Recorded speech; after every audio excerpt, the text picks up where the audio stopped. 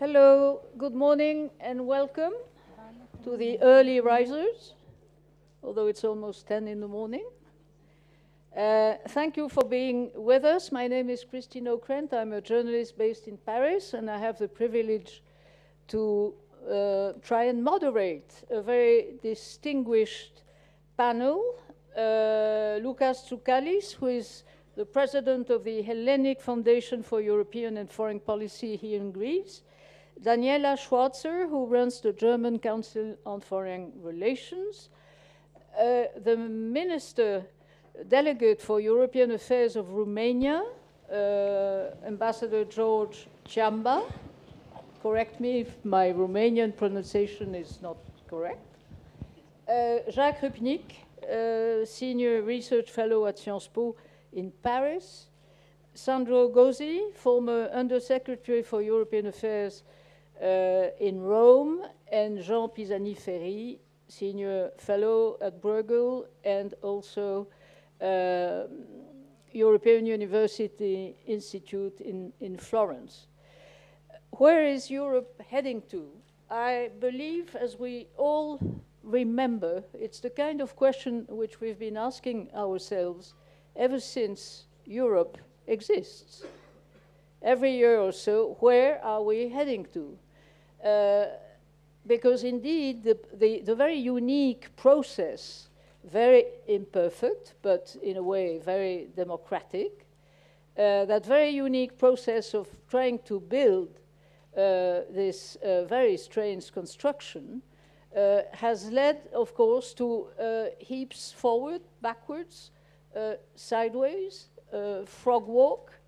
But after some 60 years, it's still here, and it is still the strongest commercial partner in the world, and obviously the most democratic space for some, 500 million people. So my first question to each panelist, and I will ask them to be disciplined if they are willing to be so, and to make a short answer, would be, we always ask ourselves the same question: why this year around we feel more anxiety and more uncertainty about Europe than ever before? Please, Lucas. Thank you, Christine. True, and the European project is... It's only water. Okay. True, the European project is a revolutionary political project. It is sui generis, so we never know what's going to happen tomorrow because we have no similar experience. But yet, I believe this time is a bit more difficult, much messier than before. What we have experienced in recent years is, first of all, the strengthening of anti-systemic political forces within our countries, anti-systemic forces that are mostly Eurosceptic, if not straightforward anti-European. We have experienced growing divergence between our countries, while at the same time the external environment has changed. We are faced with a US administration that is behaving more and more unilaterally and does not seem to believe in the project of Europe, to put it mildly. We are experiencing new manifestations of revisionism coming from Russia. A large part of our neighborhood has imploded, and it is unlikely to get back into shape anytime soon. The good news in all that is that the experience of recent years has made it clear to the large majority of European citizens that we need the European Union, and we need European unity. And perhaps, among others, we should thank our British friends for making it very clear to the rest of us who decided to stay in. The bad news is that we all know that we need a European Union, we need a stronger European Union, but we cannot agree on the direction of change because there's so much divergence between and within countries that makes it extremely difficult to agree on anything. And this is really the problem I think we've been facing in recent years. The risk of being stuck in a world that changes very rapidly and in which the European Union becomes like a huge tanker in rough seas. It is not likely to sink, but it cannot actually manage it comfortably. And that's the situation, I think. That's how I would summarize. And like any tanker, it takes a long time before it can make any move. Daniela, would you subscribe to Luca's analysis? But I'm sure, knowing you, that you'll have some spice to add. Well, I don't disagree with anything, but I'm trying to add an extra layer. So you asked about the historical comparison. What is different today to previous times? And I would say that two things. One is Europe has developed over decades and has now reached a depth of integration already that whichever policy area you look at, it becomes substantive and really touches on questions of national sovereignty. For instance, if you look at the Eurozone, it was built without the necessary political institutional framework. It was essentially an integration of the currency, and one knew at the time that more steps would have to follow. And now we see, through the dysfunctionalities over the past decade, roughly, what else we need. But going that step requires a real political leap forward, not only in terms of transferring competencies, but also thinking about the way this then more integrated economy and, yes, political system can be governed democratically. The same, in my view, is true for what we call the Schengen area. First steps were taken, and we said, okay, we want this free circulation of people, we want to integrate, but we didn't think enough about the external borders and how we govern the space that we have created. So now, completing this unfinished house requires a real commitment to a very deep, long-term political entity which we have to build. This, looking at those two examples of why Europe is an unfinished house, in my view, also explains why so much resistance has grown over the years. Because it is not wrong to say that to some extent we lost, or nation states lost the capacity to steer what's happening on their own territory, while at the same time we didn't add those elements on the European level. So this feeling of a loss of control, it's not wrong. So the question is, how do we regain control together? This all obviously happens in a larger context of globalization where we see similar trends of a loss of control, a loss of capacity in the national context to steer our own fate. And the problem that we are now facing is that there are political parties and movements, partially supported from abroad, that take the EU as the scapegoat for everything that is happening, and not in a constructive way asking how can we take this forward, but rather building a narrative that we are better served in the nation-state context. Hence, Europe should be pushed back and dissolved in the view of some people. And so the challenge really is for those who want to maintain the system to develop a narrative, how it can serve the interests how it can remedy the anxieties of people in a very, very complex situation, which is both Europe and globalization, and a decade-long policy which, and Luca said that, did not pay enough attention to cohesion within societies and between member states. Thank you, Daniela. Jean Pisani-Ferry, in your view, this notion of loss of control at all levels in our 27 countries, let's assume the UK eventually will decide what it wants to do with itself. What would you add to that, particularly in economic terms? Thank you. About 15 years ago, I won't go back to 60 years ago, just 15 years ago, we had a seminar in Paris, I think Jacques was there, where Bronislaw Geremek said at some point, Europe is a cooperative of milk producers, and our community of values, it's NATO. This was extremely shocking, but not entirely wrong, because we had redefined Europe in terms, the EU in terms of, as an economic endeavor. It was prosperity through integration, it was a stability of rules, and it had little to do with much else. And, you know, we assumed it would work. And suddenly we've been confronted with a series of shocks that have put into question this view of what Europe is about. There was a financial crisis, which questioned the stability of rules. There's the whole debate about inequality, which questions the approach of prosperity through growth, and climate change adds to that. Obviously, there have been all the issues about security, about refugees. I mean, the return of questions that have more to do with discretionary power than with the economic sphere and the stability of rules. And actually, what happened internally also happened externally, because we had the same vision of the external world. The external world had to be governed by rules, that was multilateralism, and by integration and prosperity through integration, that was a good side of globalization. And all that is being questioned.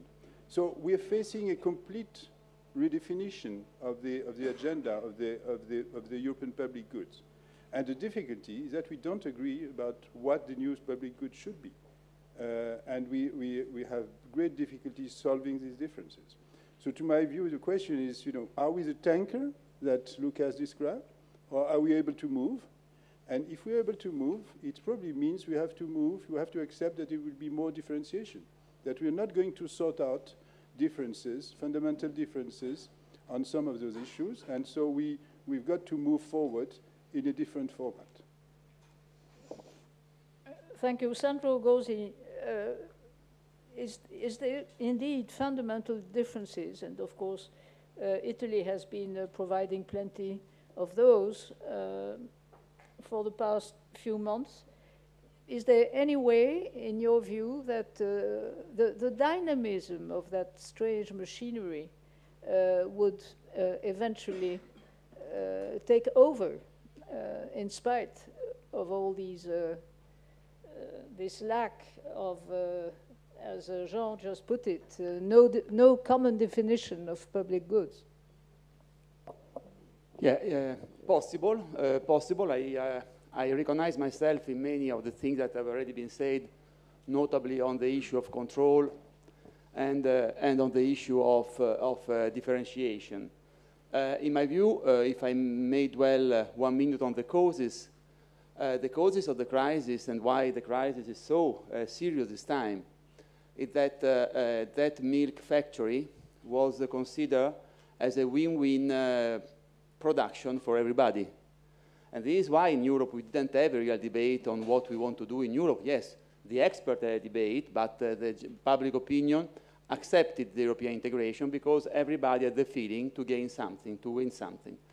And this win-win approach has blew up during the crisis, where has been replaced by a mutual distrust between government, between people in Europe. And I think that the massive negative impact of the way the financial crisis has been handled and has been communicated within the public opinion and between countries, and I think I'm very well placed in this country to tell you what I mean, has been one of the best fuel in the engine of neo-nationalist forces around Europe. That's the first point.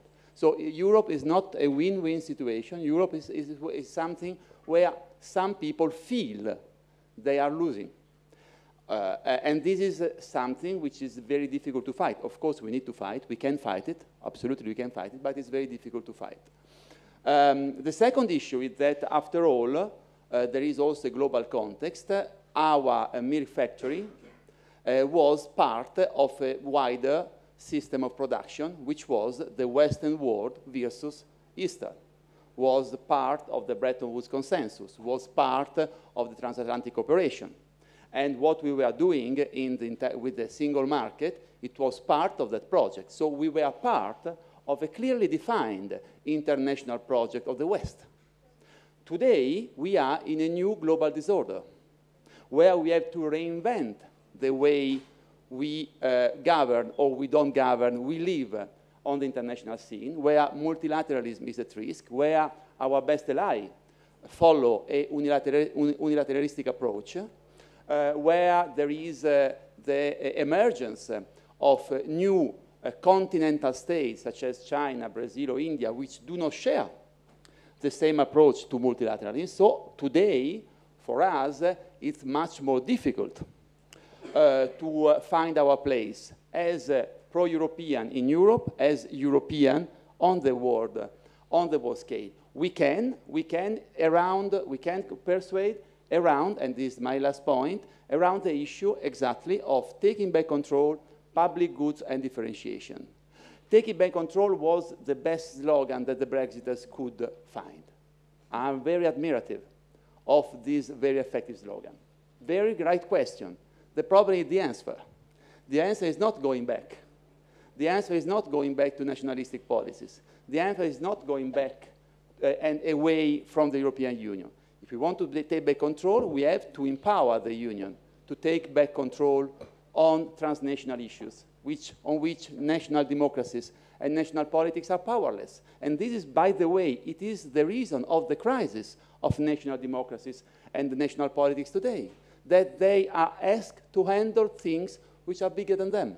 Migration, terrorism, global finance, global digital powers, fight against climate change. These, in my view, are the new public goods around which we can rebuild a new European project, about which we can give, again, hope about the future through Europe. It is clear that, third and last point, 20 years ago, 30 years ago, we were 6, 9, 12 countries. Today, we are 27 countries. We will become, I hope, very soon, more than 30 member states. It is impossible to provide these public goods, to take back control, to go towards this common objective all together at the same rate, at the same time. It is clear that the issue of a dynamic group of people and countries based on free political will that take the decision to go faster and more in a stronger way towards this common objective is one, in my view, of the key issue to face now and key issue to face in the next legislature. It is clear that if we accept to be blocked by vetoes, by nationalistic approaches, we will never get there, but we can get there through this method. But then, of course, there's the whole issue of the unanimity rule, which is a major blockade. Before we hear the minister from Romania, which, as we all know, is now in charge of the rotating presidency, Jacques Rupnik, these transnational issues, which Sandro just referred to, when it comes to the eastern member states of the Union, it's very interesting to see that on the one hand, there's, of course, a very strong light put on national and national priorities, identity priorities, but there's no question at all of getting out of the Union.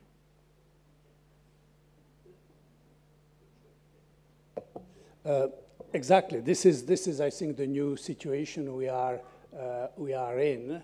There is a rise of the centrifugal forces, bring back control to the nation. That's a lesson from Brexit, that the Central European countries were taking, bring back control. And who was guilty for Brexit? It was the European Commission by excessive interference, etc. But as you said, nobody is considering, when they see the spectacle, actually, of what is happening when you go that way, nobody wants to leave. And there are other reasons, which I may come back to, why they wouldn't want to do that. the economic advantages. If you take 3–4% of your GDP in EU funds, you're not in a rush to leave. That's to put it mildly. If you're geographically placed where these countries are, you consider other geopolitical factors, let's say, in your allegiance to the EU, etc. I could go on, but I won't, because I think listening to everybody, I will perhaps stress one point which has to do with Central Europe, but which is a trans-European phenomenon, as you mentioned, and that is a question of democracy, the crisis of democracy, the crisis of trust in institutions, the politics of defiance that we see everywhere. And you remember discussions a few years ago, say 10 years ago, to put it like, the discussion was about the democratic deficit in the EU, okay? The EU, the European project, that was the democratic deficit, because the EU was an institution based on the market and on legal norms.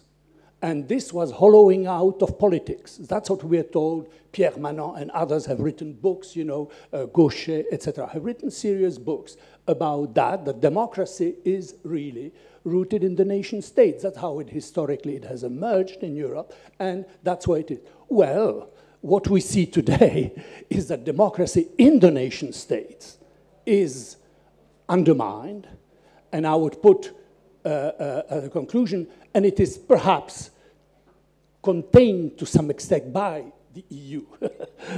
That may be the twist. It is being undermined. I mean, it started, of course, you remember just a few years ago, it was Hungary, Orban, illiberal democracy. So people like myself were asked, you know, to write about illiberal. Then there was Poland, and then it has gradually extended. Look at the Austrian election, you have right and extreme right. Now we have Italy, and my colleague Marc Lazare thinks Italy is a laboratory of political change in Europe. Well, some laboratory. And if you look at the big survey that is appearing this month, that Fondapol is going to publish, and it's a pan-European, the whole of the European Union, and you see that this is not just a bunch of rebel-rousers trying to stir up trouble in the EU. No, you ask people about trust in political parties, rock bottom. Institutions, political institutions, very low. Government, extremely low. And therefore, this is a problem with national governments. I brought some figures, and I don't think I will. A distrust of media, 75% average in the EU. You ask, what is the highest trust among EU citizens today? Army, police, everything that represents security, religious institutions also, etc. So yes, we are, even that is, do we need, among the questions asked, do we need a strong man to fix it, to, you know, to control this chaos? Well, we still have a majority, large majority that says no, but you have over 40% people who think, maybe strong man. This is the EU average. This is not just a bunch of retarded countries who have recently joined and perhaps because of their communist background or whatever have not been ready for it. So this is where I see the main problem, how to go further in the European project if the distrust in political elites and institutions at the national level, I'm stressing at the national level. How could European democracy be going anywhere if the national democracy is in shambles? And that, of course, affects, I think, even countries such as Britain with Brexit, France with the Gilets jaunes, etc., etc. So this is one thing. The second point I was going to mention, but I think I will be taking too much time. We thought a few years ago, if you had asked us this question, you know, what is your anxiety, what is your worry? A few years ago in the economic field, you would have said, well, the North-South divide and the Greek crisis was really the the focal point. Today, you could have good news. You would say Spain and Portugal have made this spectacular recovery, but Italy, again, the laboratory, is the great worry. And if that is the case, there are people on this panel who know much more about that than I do, then the Greek crisis would have looked like a sideshow. Final point, what is more worrying, or what is new, let's say, is our environment has changed. Russia and Putin reassertion, not just in his immediate neighborhood in Ukraine, in the Middle East, through Syria, and more generally, this new Cold War with the United States. You have the Islamic threat in the south, so this is in the east. In the south, we have collapsing states and the Islamic threat. And now we have uncertainty, unpredictability in the White House. So this is, of course, confronting the European Union with a completely new situation, which is to think geopolitically. It was said by predecessors that the EU believed that its sort of model of norm, rule-based order would be extended from the EU to its neighborhoods and perhaps to the international system. It's the other way around. It's the logic of power. It's a logic of geopolitics that is confronting the EU. So this is an entirely new situation for which the EU has not been prepared, has not been made for that. In fact, it was made to contain geopolitics. Now it is confronted with it. And that can play both ways. It can either contribute to weaken it, and this is how it looks to some. It's weak, ineffective, unable to face it. Or, I would argue, if you look at Putin in the east, the Islamists in the south, and Trump in the White House, that may be concentrating the minds of the Europeans. That would be the positive element. Certainly a dimension that we will get to as we have 1 hour to go, which is indeed very comfortable. But before we dwell into the internal factors again, I'd like to ask the ambassador about has there been any good surprise about the EU ever since your country has taken the presidency? A good surprise. Thank you. No, actually, this is what we were paid for as a presidency, a rotating presidency. We have to look as well on the white spots, on the bright spots in this very bleak picture which was presented here. But if you take all these arguments and you look into them, I think you can find a lot of. There is. Forgive me, but if you could talk a bit closer to the mic, yes, a lot of that would help. positive things nobody is mentioning, or they are mentioning as a negative. First of all, I think we have a clear understanding that now we understand better what are the capabilities of Europe, and in the same time, and we understand very as well the vulnerabilities. We understand a lot better which are the weak spots in Europe, I think today than 3 years ago. As a presidency, what we have seen first of all, and I think we have not taken enough stock, was such a traumatic exercise like the Brexit gave so much hope of unity. The level of cohesion we got when it came to, and the unity of the 27 when it came to Brexit, it's one of the, so to say, good news of the European project that the pro-European project is working. This was actually the crash test, because if we have not been so, then of course we will not discuss here theoretical issues. We would have discussed about something else than the European project. In the same time, we have to recognize that this is nothing new under the sun. So, the way we could move better and we had more convergence and integration advance was when the interests converged. And I think, this is nothing new. This is the way we have done business in Europe has not been changed. And as a presidency, I could say that we have been not positively surprised, but because we were more optimistic than everybody at the start, but we have seen that the machinery is working. So the mechanics of making law and European law really functioned. I think we had in the first 2 months of our presidency adopted more, we closed more files than the Austrian presidency.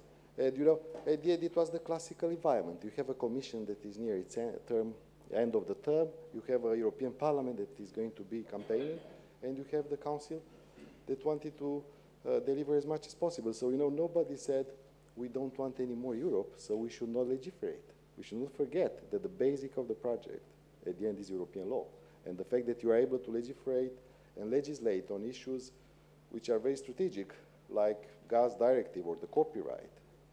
And you know, they respond as well to the external dimension. Some of them, you know, are European affairs business that responds to the external dimension when it comes to relationship with Russia, when it comes to, you know, the transatlantic link. So, and in this environment, I think Romania delivered pretty well, and not Romania, the Council itself. We have able to find the qualified majority voting, and that means that, you know, one of the lessons we have to learn is that we have all this fascinating discussion about repatriation of competencies and how we bring back what we have given. At the end, you know, it's depending who is in charge. So, you know, if some of the countries don't trust, the issue is about the mistrust about who is there, but I would doubt we are going to have the same type of the same type of ideological approach after the European elections if everybody would find a piece of the pie. Another thing that we have to be sure is that where I do not agree is that, and I really do not agree with what was said, and I think we cannot agree, is the fact that we need to move forward on different formats. Because at the end of the day, this is actually what is the call coming from the anti-system forces. You know, nobody wants to leave Europe. Everybody would like to have a national state inside Europe and have all the benefits, but not to have the not to have all the responsibilities that come from being a member of the Union, but taking all the advantages. So I think this is not the way forward. And this brings me to another part that we have not spoken enough, and this for our presidency is a priority, is we have to notice that enlargement regained momentum.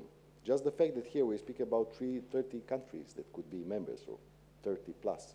That's what our Italian friend has said. Yes, but you know, this is exactly the time when this is gaining. You know, I think thanks as well to our host, to the Greek government, but not only.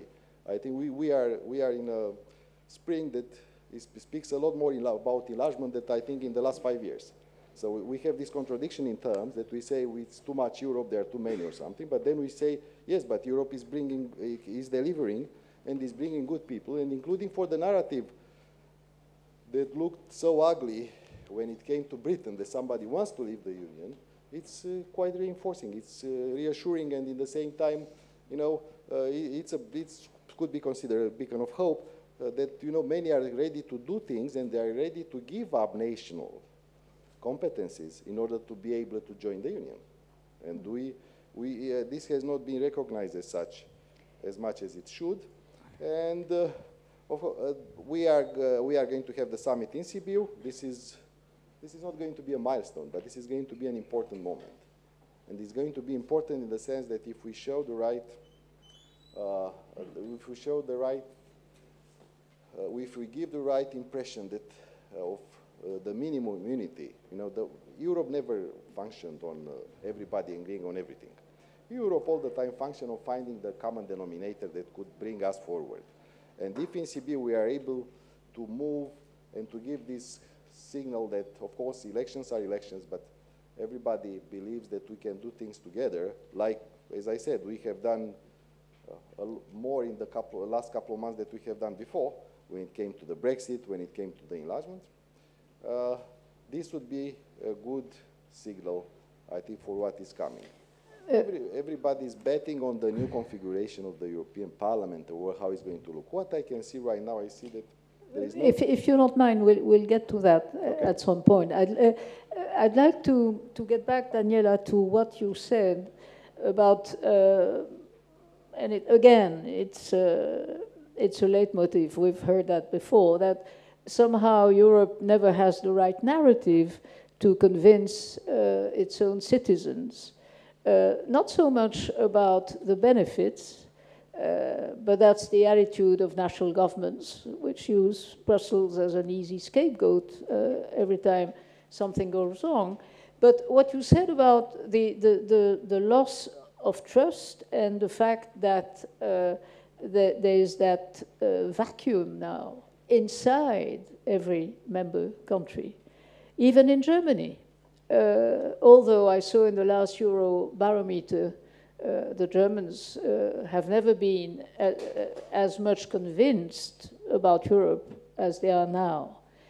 Still, tell us more about this idea that we need to eventually find a narrative that would help fill that huge mistrust inside each of our national entities.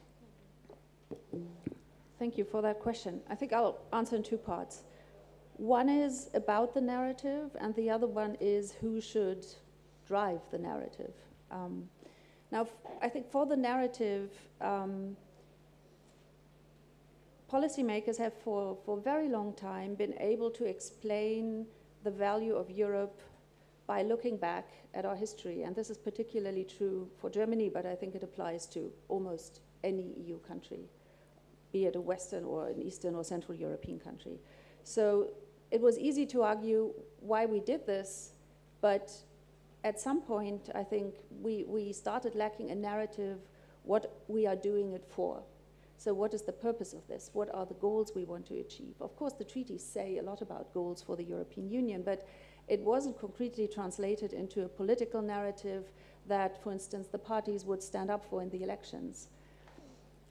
At least not to a degree that it would make their way to the citizens. Of course, every party that stands for European elections has a program, but when you look at the way European elections, for instance, are conducted, people don't really understand usually what they are exactly voting for and what the difference is between the parties. Especially if European elections are taking place at the same time as national elections. Which Indeed.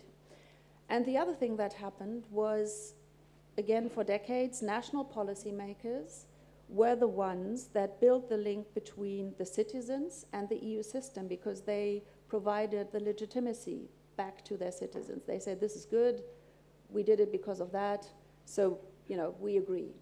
But this has broken down. If you look at, and you mentioned the scapegoating of Brussels, this runs across EU member states. So today, you find far less policymakers in the national system who regularly make the case for European policy decisions. They may be willing to make the case for the EU in general, but this idea to defend the policy choices that they are part of on the EU level towards a domestic audience, that willingness has diminished considerably. Now, there's nothing at this point that would step in, because if you look at the structure of European parties, they don't build the link between the ordinary citizen and the system. They show up, I mean, the party groups show up in times of European elections, but you can't even be a member of a European party because we haven't yet created that. So I think, you know, if we want to provide legitimacy on the EU level for EU policy decisions, it's not only a question of reforming the institutional system and bringing whatever, the European Parliament into more relevant decisions. It is also about building the democratic fabric between that system and the citizen.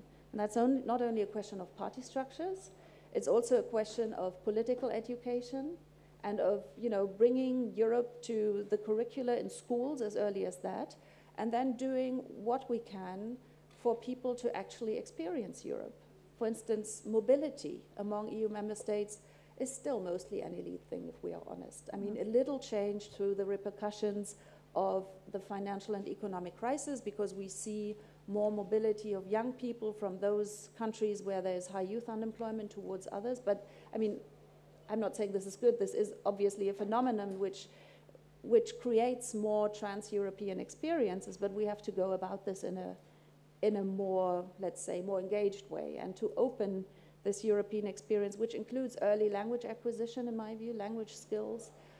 We have to start far earlier. If that doesn't work, I don't think we will move in any way towards a system where we have more of a trans-European public space, civil understanding, and political engagement. And so if we don't get that, I don't see how we can, I don't think we can go back to, let's say, the 1990s, where this old system of providing legitimacy still worked. And if we don't manage to create something new, and technology and IT definitely offers ways, I think we will end up in a system where, yeah, we are having nation states in maybe a single market that interact, where the elites take policy decisions, but without strong political repercussions within the countries, because they won't be able to build that backing and consensus nationally. Lucas, this idea of there's indeed a sort of transnational space between member countries, and indeed, and to some extent, even it touches upon political issues, as we saw between France and Italy as of late, where indeed the big row over Mr. Di Maio coming to meet the Gilets jaunes, it was paradoxically a proof that there's a sort of transnational phenomenon. But in your view, and to add up to what Daniela just suggested, does that mean we have to wait for yet another generation, or maybe two, that would be better educated and who would handle the kind of narrative that's needed? But what can we do in the short term? And again, I'm stressing at this stage of our discussion on internal factors. Okay, let me first, if I may, go back to the point made by Daniela. She talks about narrative. Narrative is, of course, important, but I believe that in Europe today we need much more than words. We need action. Let's see what we have experienced in the recent periods, which is, I think, one of the most important developments, is the emergence of winners and losers within our countries. And this is not just a question of narrative, it's a fact. A large part of our societies, in some countries more than in others, people feel left behind. They feel they are losing from economic change. And unless you address this problem, whatever you tell them will not be enough. Our countries have become increasingly divided. Of course, the weaker countries more divided than stronger countries like Germany. And that is a problem, and interestingly enough, this is not just a European phenomenon, this is an international phenomenon. The problem of winners and losers within countries is a problem that you experience in the United States, you experience in the UK, you experience it in the rest of the Union. And in fact, it is one of the main factors behind the emergence of Trump and Brexit. So this is an issue we need to address. Now, I would accept that this is an issue that you need to address at the national level, but not only. Remember that the implicit division of labor in Europe for decades was that Europe is the liberalizer and the nation state redistributes. In a world where there are more and more winners and losers within countries, this becomes an increasingly untenable division of labor. Now, this may be la constatation, I mean, what we observe. What you do about it is more difficult, because start talking about social policy at the European level is politically extremely difficult, okay? And I recognize that. I mean, this is not easy. Now, going back to what you mentioned, the transnational, again, the discrepancy we are facing is that we are talking about a European economy and the national politics. And this is a problem that we've been trying to grapple with all along, but it has become much more acute in the recent period because economic integration has deepened and national politics has become more problematic. So, okay, so you have Mr. Di Maio who goes and talks to the Gilets jaunes. But again, if I may, I apologize for raising problems rather than offering solutions. No, that will be for the conclusion, of course. Okay, we'll come back to that. But another point mentioned, mobility. Okay. Mobility is one of the 4 fundamental freedoms, free movement of people, important. On the other hand, remember what has happened in the recent period. The weaker countries, especially in Central and Eastern Europe, have lost a large chunk of their population. And that includes the most dynamic and best educated people in their societies. I mean, Bulgaria has lost more than 20% of its population. Similar things can be said about Latvia. Romania has lost probably something like 5 million people. Now we are experiencing the migration of our best educated people in Greece, Italy, and to a smaller extent, Spain. So is mobility the solution to the problem? I don't think so. It's creating the opportunities to keep people at home. And how do you do that? We'll come back to the end. Good. Jean Pisani-Ferry, this idea that the division of labor has shifted dramatically, that national governments would see to distributions so that the discrepancy between winners and losers within the national space wouldn't be as blatant as it has become, and the EU becoming the provider. Would you subscribe to that analysis? 100%. I totally agree with what Lucas said. I think it's extremely important because the contract was clear. I mean, the EU was about efficiency and the member states were about redistribution. Now, this contract is broken. This contract is broken because the distributional issues have become much more important, and that because the EU seems indifferent to the distributional consequences, to the inequality consequences of its own policies. And even more, take the issue of taxation. Taxation has become a big issue, tax fairness. I mean, you know, the taxation of those who evade taxation. Now, what has the EU done, if we look seriously? Who ended bank secrecy? Not the EU. The EU was an obstacle to it because we were governed by unanimity. And we had within the EU 2 countries or 3 countries that opposed the end of bank secrecy. It was done through the G20 and through the OECD. The EU was on the wrong side of the battle. That's reality. And the same is happening with corporate taxation. We're facing the same. The US is pushing for some form of solution. Some member states are pushing for it on their side. And it's likely that it's going to end up with another agreement within the framework of the OECD with some arm twisting and with a big pressure of the US, which is surprisingly the Trump administration is open to an agreement on international taxation and to the end of this avoidance and the fact that multinationals are putting their profit into tax havens. So we're going to find an alliance with the US and with you know, a large majority of member states, but not all of member states. And again, the EU will not prove able to contribute to this problem. So speaking of narrative, to take the point of Daniela, I strongly agree also with Lucas that the problem is much more effectiveness than its narrative. I mean, we can have new narratives for the EU.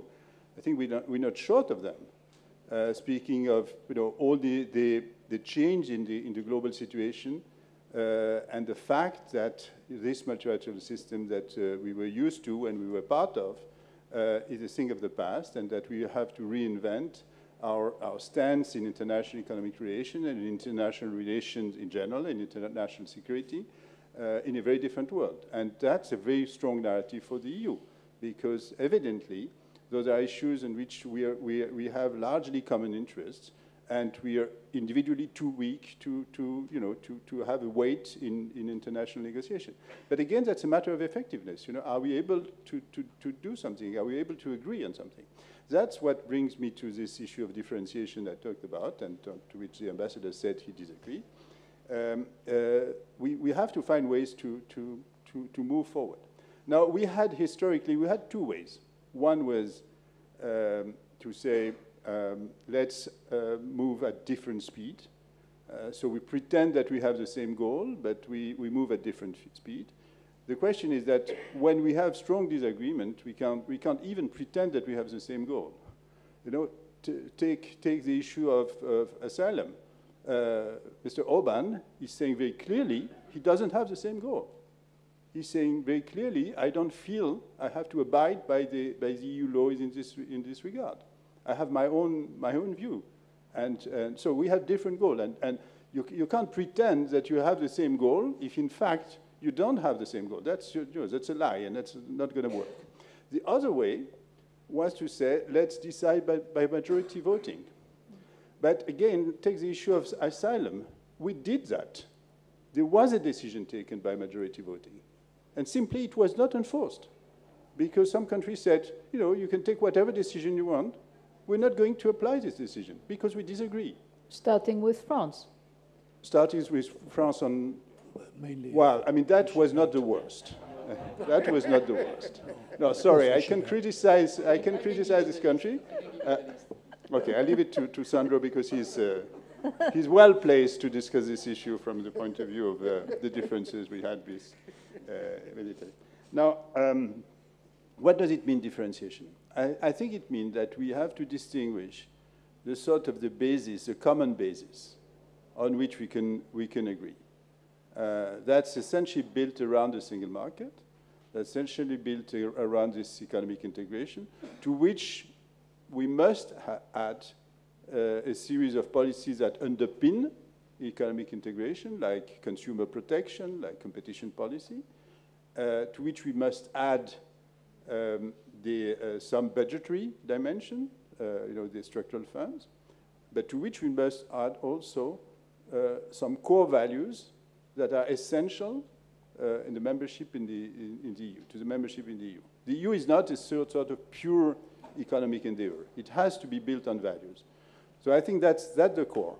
And on that basis, we should admit that there needs to be coalitions of the willing for different purposes. And again, it's not going to be everybody, going with sort of concentric circles, so that the same who will do defense or will do asylum and refugee or will do Euro, they will all be the same. No, it's not the same. We'll have different clubs. And those clubs, they will have to be anchored in this basis so that there's a common legal system, there's a common institutional system to the extent possible, but we have to accept this differentiation. Now, it will be hard. For example, let's take again this issue of asylum and refugee. Can we, for long, accept that we have a Schengen system in which we're saying, we have no borders, and at the same time we have completely different policies as regards our external borders? That doesn't work. I mean, you can't have a system in which you're saying people move freely without control, and at the same time we fundamentally disagree on this issue of asylum and refugees. That's inconsistent. So we have to confront those issues. We have to confront that. We have to confront the issue of what really goes with the euro. And on that, we have a number of disagreements. And, we haven't been able to sort out all our disagreement. I'm quite disappointed by the outcome of the discussion on the euro and the strengthening of the euro. But on each of those circles, clubs, we have to define what's consistent. And that, I think, the way to move forward. Now, can we do that? I think it's really not about the next 6 months, but it's about the next 5 years or so. And again, the test for the citizen will be very simple. Is the EU part, or is Europe, with this differentiation, part of the solution or not? If they see that we're very good with the narrative, but we're very bad with the implementation, they would say perhaps it's nice, perhaps in principle, Europe was a good solution to a number of problems we're facing. But if it's in fact not part of the solution, they're going to turn to the member state, to the nation state, because that's where they can turn to find solutions.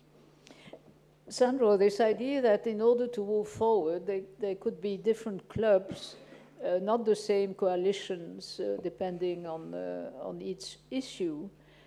how could that be feasible if, again, we cannot get to adopting the majority rule? I do believe that it is perfectly possible. You have different ways, and I will tell you what are the different ways. But first, I would like to tell you why I stress again the necessity of this idea. Because for two reasons. Because we need action, we need to deliver, and on the new issues, on the new problem that we have been talking about, we cannot deliver today at 27. So we need to find a way to go ahead with a group of countries. I fully agree with everything has been said, Daniela, Jean, Lucas, but I mean, what they were saying, what is the golden thread of what they said with their example? The golden thread is that we have entered into a new political and historical phase of what the Union should do. They say, and they're right, well, Schengen means freedom, okay? Single market means freedom. So far, we have managed to ensure freedom within the single market, freedom with this Schengen. And what we needed to do in order to ensure this freedom? We needed to dismantle. We needed rules that eliminate obstacles. We needed it's a neutral word, a negative approach. That means eliminate obstacles to our freedom. And this is why we could be perfectly happy. I wasn't, but we could be, I admit, perfectly happy with the Europe of rules and with the Europe of surveillance. Today, we have to shift from ensuring freedom to building up the instrument to ensure freedom and delivery. For example, external border. You cannot limit yourself to dismantle. You have to build up. You have to take bold political decisions. We cannot limit in the Eurozone to say, you do your house of Gabe, every references to one single country is perfectly wanted, house of Gabe, homework, you do your house of Gabe, and everything will fall into in a clean way. It is clear that we have to comply with the rule of convergence, but we need positive, constructive investment policies, positive, constructive, distributed social policies, also at European level. So we have to shift from a Europe of only rules to a Europe of bold political decision. And this is why we cannot accept, we cannot continue. I mean, listen, I wouldn't advise anybody to go to the next European elections. And when it comes before an audience in a small town in our country, the issue of social inequalities, I would never advise anybody to give the answer that was given to me. But at the time, Economic Commissioner Olli Rehn, at the time, Governor of the Bank of Italy, Ignazio Visco, at the time, Minister of Economics, Tremonti, we said, but it is not in our competence, the social inequalities. I mean, don't do it. If you love Europe, don't do it. Say, we have to build up also some. But that's the narrative. It's some not, social it's not policies. action. Some social policy at European level.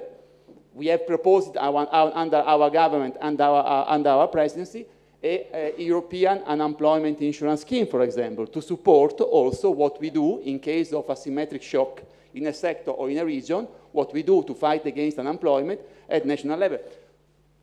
So can we do it at 27? No, we cannot do it at 27 because Orban or Kaczynski are the best ally of the status quo. Because Poland and Hungary are perfectly happy with this situation when they get the best of the two worlds. We are not happy with this situation. France is not happy with this situation. And Greece is not happy with this situation. So this is why we need to take a bold decision to move ahead as a group of countries. How? Either exploiting all the instruments that you have in the treaty. I mean, after all, we have managed, even if it's very weak, to launch the idea of a European public prosecutor through a group of countries. we can do things through the treaty, or we use positively what we have done to do things which I like less, but I mean, we have introduced the fiscal compact with an international treaty signed by a group of countries. We have introduced the European stability mechanism through an international treaty signed by some countries. We can use other ways other legal ways to reach those objectives. We don't have to be blocked by national veto. If there is another round, I will tell you what I think about transnational politics. Okay, Jacques Rupnik, I'd like to get back to the last point you made in your first intervention. This idea that many of us had some time ago, that somehow with Mr. Trump on the one side, Mr. Putin on the other side, and also Mr. Xi further away, we Europeans would come to realize that we really have not only to stick together, but really to move forward together. Do you think there's any momentum of that sort, short of total dismay and common dismay about the current geopolitical mess? Momentum, perhaps not yet, but certainly there are, the issues are there, and there are attempts to respond to them, perhaps belatedly.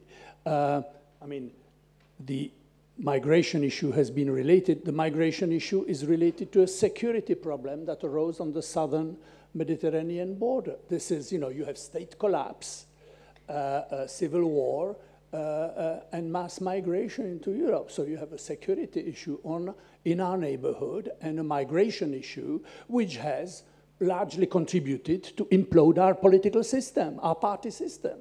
I mean, if we discuss populism in Europe, that is directly related. So you have a direct relation between the security issue and the freedom of movement that has been mentioned and the politics, the party politics of our country. So I agree. I mean, there may be exceptional circumstances where you say, oh, Schengen is not working. Well, then, if that is true, there was exceptional circumstances. But then you have the obligation to fix it. If Schengen 1 is not working, you must provide immediately Schengen 2. We are 2 years, 3 years after. We haven't seen much. Or we're seeing the beginnings of that. So I would say this is the one thing, the slow pace of European response confronted with a fast pace of European politics confronted with those issues. Now, but that's also, sorry to interrupt, because immigration is not a common policy. No. It is not. Well, immigration, it's a national policy, and there are the Dublin agreements, which of course fell apart. But again, the idea that somehow Europe could deal with just everything doesn't really apply, because national governments are very eager to protect their own power. Yes, they are, and we have seen, for instance, the Visegrad countries simply said, we are not going to do it. And they even took it to court, the European court, and eventually they lost, and there was a decision that was taken by the European court, and guess what? It was not implemented. This is a major, this is actually, nobody paid much attention to that, but the fact that you have a court decision that is simply being ignored for political expediency, that is a very, very worrying sign. I mean, the fact that there are European political tensions, disputes that has been also, this I think is totally new, and if we talk about undermining the rule of law, and this is a problem that some EU countries have, well then what if the EU itself is becoming part of that process? So this is worrying. My point would be, as has been said, you cannot have the freedom of movement if you do not have common border security policy. So the security policy has been brought to people on the southern front. It exists also on the eastern borders. East European member states are much more sensitive to it than maybe people in France or Spain, but this is a very sensitive issue, what is happening in the Ukraine, the concern. And if they see that the EU is not able to fix it, they put all their eggs in the NATO basket. What can contribute maybe to the European sursaut, you would say in French. That is the attempt to think in strategic and security terms as Europe, is what is happening in NATO with the United States' relationship to NATO. There are now, serious doubts. I don't have to give you the long list of these doubts that are there. And so that is the second incentive that I would say that works. What is happening on our eastern periphery and what is happening in the NATO question mark. If in those circumstances Europeans do not feel that they have a common, let's say, agenda, common challenge, no state of the EU can pretend that they can fix it on their own, okay? So there is you need, of course, political will to do that. This is bringing politics. This is no longer talking about economic issues, regulations, etc. This is bringing out politics. This is why it is so difficult. And you have either countries, the East Europeans, but not only, who think NATO is the alpha and omega in security terms, and therefore as soon as they hear the unfortunate word European army, yes, that clearly was an unfortunate term, because you have a real issue that is there. You have a real need for Europe to think in those terms. But as soon as you take security, European army, people panic and think this is never going to happen, and you're back to square one. I do think that what has happened in the last few years has been the return of politics in European affairs. This is the only positive thing in a very bad situation, that we have been forced to think politically.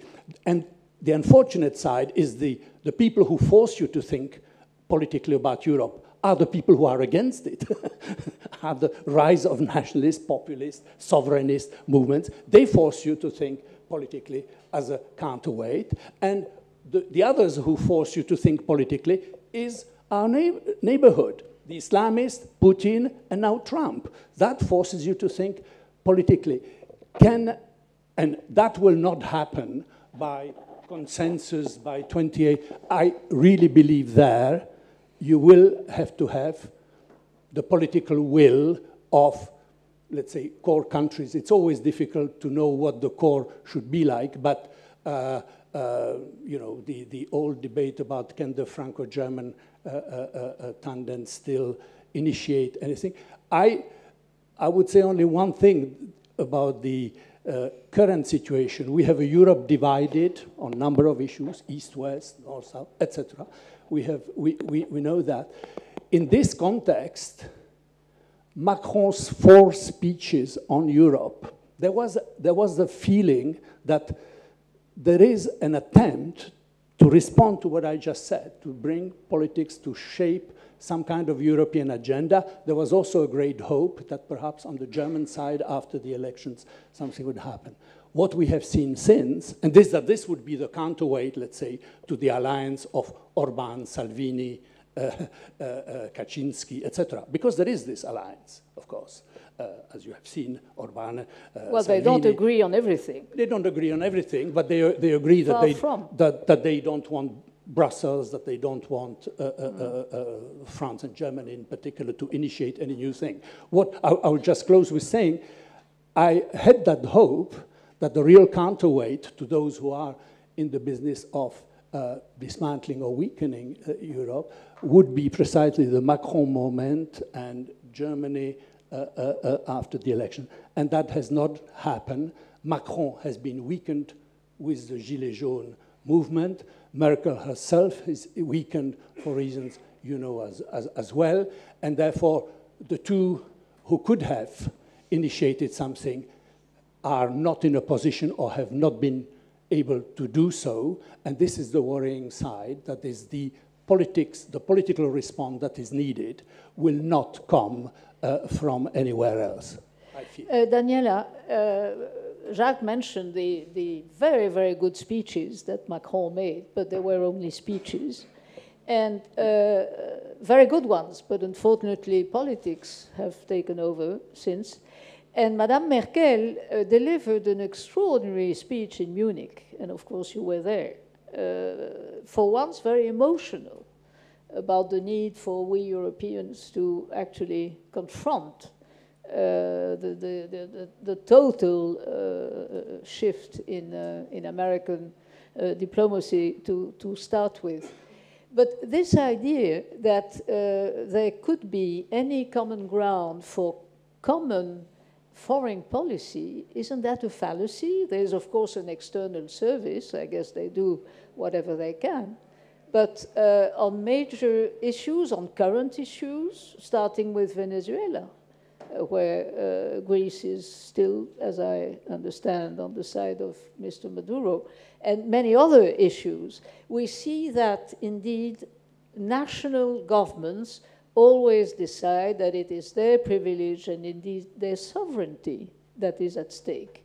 And so, okay, nice talk about foreign and defense common issues, but when it comes to implementing something, that's becomes national again. Yes. So, yeah, the Merkel speech was a big speech. In particular, if you compare it to former Merkel speeches, you said the emotional thing, the value base that she highlighted, but it was weak in one point, and that is that she didn't deliver any concrete proposals how to do this. There's a lot of continuity between that Munich speech and what she first said on the election of Donald Trump. Her immediate reaction was reminding the US administration and the president of the transatlantic value base, and she did that again in Munich. And she called on Europeans to stand together and to be more forceful, but the question is, how can you deliver? And, you know, we've been speaking about differentiation, qualified majority voting, and so on and so on. I think for the field of foreign and security and defense policy, we will move forward in a differentiated way. It will be small groups of countries getting together, agreeing on something, maybe in some instances working for the EU as a whole implicitly, so backed by the others. But I don't see us moving towards a system where we decide on strategically important foreign policy decisions by qualified majority vote, although I know the German government defends this idea and says we have to move there to get more operational. I don't think that can happen. But we need to do much more. And it cannot happen, why? Well, because you need unanimity to take that decision. So we get back to that major blockade. And I believe, and that's where I think we are in a critical situation in the European Union at the moment. There have been examples on foreign policy choices where single European member states did not vote with the others. And the reasons that at least were ascribed to them why they did that was because of external influences in their home countries. One example is, and I'm happy to be challenged on that, as saying it in Delphi, the Greek decision not to vote with the Europeans on a UN declaration on human rights. There is a story that this was because of Chinese influence. And I'm just telling this as one example. There are others where you can see similar traces of individual countries' interest with single external players who don't necessarily have the goal of strengthening the European Union. You see policy decisions that reflect that. And I think that is our biggest challenge at the moment, that the longer we wait with our internal consolidation, the more vulnerable we get to outside influences, and the less likely it is that Europe actually can act forcefully internationally. And what you can see very clearly at this point is there are some policy areas where Europe is a unified actor. That is true for trade, of course, because this is an EU competence. There's a current discussion going on, which I think is very important, on the international role of the euro. I mean, we have monetary competence pooled, but there are other elements to add to make, you know, the Eurozone be more of a unified actor represented in international fora in a different way. And we have to be very serious in looking at those areas where at this point we are still very vulnerable, not to be able to take decisions together. And I think the sort of short and medium term solution, the only one I see, is to act in smaller groups of countries. Then there is a whole other story, and I think there we have something positive to tell for the EU over the past 12 months, and that is the progress in defense cooperation. PESCO, Structured Defense Cooperation, was launched in December 2017. this is now a good year, that it has evolved. Of course, there are conflicts over how it should look like, what the exact goal should be, and so on. But what we see is a European reaction to a very rapidly changing global security environment, a realistic assessment that NATO security guarantees and the US commitment to NATO is fragile, and we can't rely on that. And Europe has, in my view, found in substance the right answer to say we need to do more, and we need to provide more capabilities as Europeans within the NATO framework. But the way it has presented this has given rise to both internal discussions, and the example of a European army was mentioned. I would say the other term that is ill-chosen is strategic autonomy, because it raises expectations that we are far from meeting, and it raises the illusion that we can or even want to work without the US, which I think is no goal and should not be a goal in the medium term. But there's still progress, and I think that's important, that Europeans have decided to take more responsibility in that field. Thank you. Before we leave the conclusion of this discussion to our Romanian friend, I would like to ask you, Lucas, as indeed this is the time now to find some, if not some solutions, but some positive steps or some optimistic signs in this cycle that we are trying to swim through. What would be your most optimistic scenario? Okay. In an age of pessimism, I shall try to be optimistic. Well, pessimists are usually, the best at that exercise. Okay. First point, I think, first priority for me would be to move ahead in terms of the banking union and strengthening the Eurozone before the next financial crisis hits us and before Italy gets out of control. So that is crucial. The second, perhaps on the economic side, Jean mentioned it, taxation. But on taxation, we cannot apply differentiation, because if we apply differentiation to taxation, we simply make the room for free riders. Because if you're trying to deal with the problem of tax evasion, then you cannot agree on the level of 25 or 24 and to say, I'm sorry, I don't agree, because those people will be exactly the free riders in the business. I think Europe needs a stronger social dimension, because we have to be able to tell the people within our countries that are worried that they're left behind, that it's not only national government, but the European Union recognizes that there is a problem and there are measures. For example, unemployment insurance scheme would be a good example of where Europe can actually move ahead, a shared responsibility between Europe and the national government.